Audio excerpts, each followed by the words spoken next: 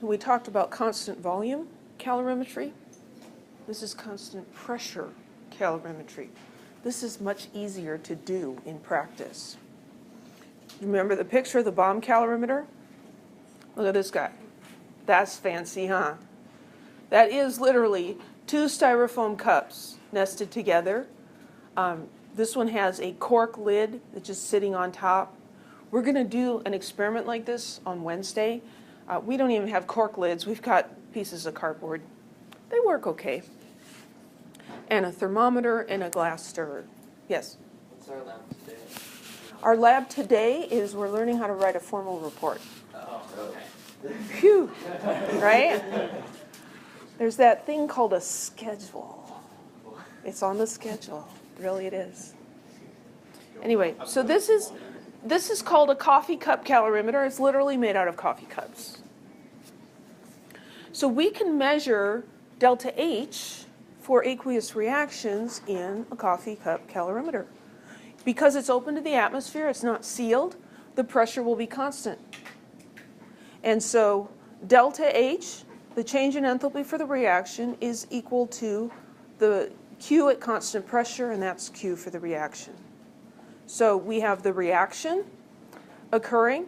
We can't measure what's going on with the reaction, but we know that all the energy gained or lost by the reaction is gained or lost or gained by the solution in the calorimeter. Okay? So Q for the solution is MC delta T. The mass of the solution, the specific heat capacity of the solution, the change in temperature of the solution. We do include mass here and use specific heat because the exact amount of liquid in there is going to be different each time. In a bomb calorimeter, they have it fixed, and so you don't have to worry about that. If we want heat of reaction per mole, we just take the number that we get and divide by the number of moles. Okay, so here's an example. The addition of hydrochloric acid to a silver nitrate solution precipitates silver chloride according to this reaction. When 50 milliliters of 0.100 molar silver nitrate is combined with 50 milliliters of 0.100 molar HCl in a coffee cup calorimeter, the temperature changes from 23.40 degrees Celsius to 24.21 degrees Celsius. Calculate delta H reaction for the reaction as written. And then they're giving us some information. They're saying use 1 gram per milliliter as the density of the solution and specific heat capacity of 4.18 joules per gram degrees Celsius for the specific heat capacity. Okay? What do we do with this mess? Pardon me? Write what you know. Yeah, let's write some stuff down, right? So we've got, I didn't design this slide very well. So I'm going to just make a little space above. I still want those other words. So we've got 50 milliliters of this, and the concentration is 0.100. Okay, I saw a lot of this on the written portion of the exam. What's wrong with that? Should be moles per liter. Okay, yes, there's a capital M here. That capital M means moles per liter. If you write M, that's meter. You don't mean meters per liter. It rhymes, but it's not anything. It's moles per liter. So we've got that one, and then we've got 50 milliliters of the HCl, and it's 0.100 moles per liter as well. So that's information. Then we've got a temperature change here. We've got an initial temperature, 23.40, and we have a final temperature, 24.21. And we might as well just calculate delta T. Right? Delta T is the final minus the initial. So the final is 24.21. Subtract the initial. And so that's 0.81 degrees Celsius. So it didn't go up very much, but it went up a little bit. So there's delta T. They want us to calculate the heat of reaction. So delta H reaction equals Q reaction. We can't measure Q for the reaction because how do you measure the temperature of silver and nitrate ions? They're swimming around in water. We measure the temperature change of the solution. So Q for the reaction is the same number but opposite in sign of Q for the solution. Does that make sense? We don't measure the heat being given off by the reaction. We can measure the heat being absorbed by the solution. This happens a lot in science. The thing we're interested in, we can't measure directly. And so we have to find a way around that to measure something that we can measure and figure out the thing that we couldn't actually measure. So we want Q solution. Well, what's Q? Q equals MC delta T. Do we know any of those things? Yeah, we do. We've got CS here, and we've got delta T, and then we need the mass of the solution. Well, we've got 50 mils of this and 50 mils of that. What's the total volume of the solution? 100 milliliters, right? Let's do that down here. So 50 milliliters plus 50 milliliters equals 100 milliliters of solution. And the density can be used to convert a volume to a mass. It can also be used to convert a mass to a volume. We've been doing this in lab, and you guys, some of you are just having this like brain fart thing going on. It's a very simple calculation that you know how to do, but it just seems so out of context that you freak out and you can't do it. Grams and milliliters are related by density. And how do you know whether to multiply or divide? You just look at the units. I want to divide by milliliters. I want to multiply by grams. The density that I was given here is 1.00. So then the mass of that solution, oh, I added a 0, is 100.0 grams. So that's the mass of the solution. Now I've got the mass of the solution, specific heat capacity, and delta T. I can calculate Q for the solution.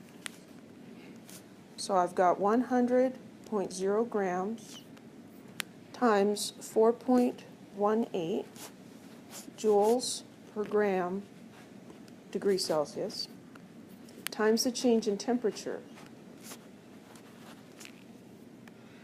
So grams cancel out, degrees Celsius cancel out. So I've got 100 times 4.18 times 0.81. How many sig figs should this have? Not 3. 2. My temperature here only has 2.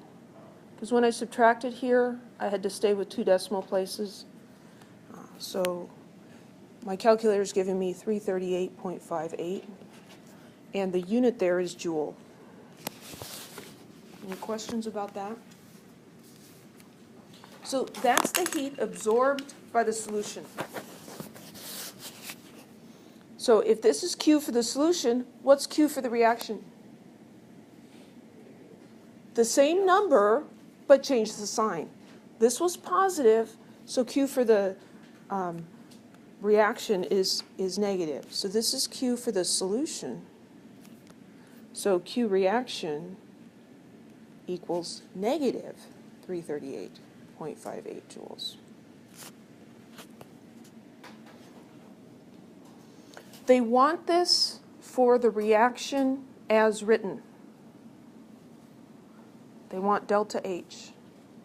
Well, how many moles of each of these are listed in the reaction? How many moles of AgNO3? What's the coefficient here? 1. So I need to find joules per mole. How many moles gave me this much energy? 1?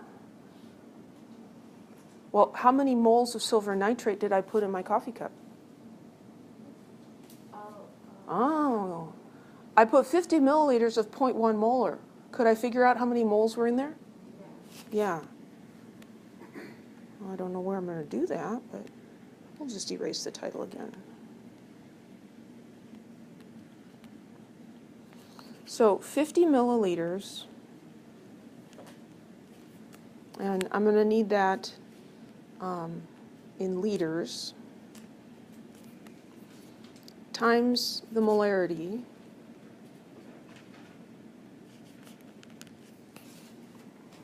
right? So I've got 50 times 1 EE minus 3 times 0.1. So that was 0.005. How many sig figs should that have? Should have 3 moles. It was that many moles of silver nitrate. How many moles of HCl? The same, because the volumes and the concentrations were the same. So it was 0.005 moles of this, 0.005 moles of that. In this reaction, it's one of each, and so we don't need to do it for both of them. We just need to do for one. So 0.005 moles of reactants give me this much energy. How do I figure out how much 1 mole gives me? Just divide. Change the color here. Do we have to do that? You have to divide, yeah. Because this question asks, delta H for the reaction as written. This is the reaction. And so if we're going to write delta H equals, delta H reaction equals, it needs to be for the stoichiometric amounts in the chemical equation. 1 mole of each. Yes? So for 0.500, that's the moles of one of those. You don't have to add them together because it's No. a solution. It's 0.005 moles of this plus 0.005 moles of that. The ratio here is 1 to 1. The ratio of actual moles is also 1 to 1. The ratio is correct. We won't be worrying about looking at both of them. I'm kind of making this more complicated than it should be. Sorry. Okay, so we're going to take the number of joules and divide by the number of moles.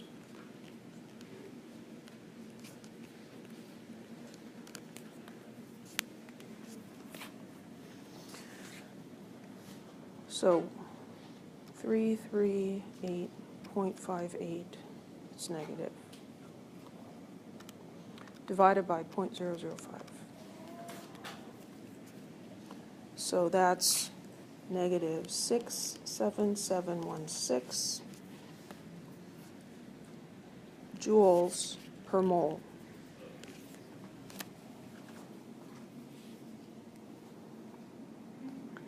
And how many moles here? Just 1. So that means delta H out here is negative 6. We have to put that in scientific notation. negative 6.8 times 10 to the 4 joules. Yes? Had the coefficients not been 1, how would you have calculated the moles? That's a good question. If there was, let's say, a 2 here, after I found this joules per mole, I would multiply this by the number of moles. So if it was 2 moles, I'd want the heat for 2 moles, so I'd take this and multiply by 2. Okay, so first you would have divided the number by 0.005 moles, and Yeah. at the end you would have multiplied by 2. So you take your Q for the reaction and divide by the actual number of moles that gave that amount of heat. That gives you joules per mole. Then if you need to do this delta H for the reaction and the chemical equation is given, you look at how many moles of that thing are there in the reaction and you multiply it. Because if we do 1 mole plus 1 mole, we're going to get a lot more energy than if we did 0.005 moles of each. Any questions? I didn't get it. Okay. So the actual experiment here used 0.005 moles of each reactant and gave off 339 joules of energy. Okay. When we look at this chemical equation, we see this is for 1 mole, not 0.005 moles, but 1 mole. And so for delta H, we want to know how much energy is released when 1 mole reacts. It's going to be a lot more. So we take the energy that was released, we divide by the number of moles that actually made that much. That gives us joules per mole. And then we look at our equation and we see, well, how many moles are in the equation? Well, there's 1. So I take this and I multiply by 1 mole, and that gives me that many joules. What if we have different? If you have different, then you'd multiply by different. Okay, so I've really made a mess of this. So what I'm doing is I'm taking this 1 here, right? There's a 1 there. So I have 1 mole times this number I got down here. So the negative, I'm just going to call it 6.8 times 10 to the 4th joules per mole. And the moles cancel out, and this is my delta H. If there was a 2 here, then I would multiply by 2. Whatever the coefficient is, you're going to multiply your joules per mole times the number of moles. But what if each reaction has different? If you have different amounts of reactants, then that problem gets too complicated and we're not going to worry about it. Really what you would have to think about is what's the limiting reactant? And you would go with the limiting reactant. So here what we have is a stoichiometric amount, which is pretty unusual, but you'd have to go with the limiting reactant. We won't do that to you. Any other questions?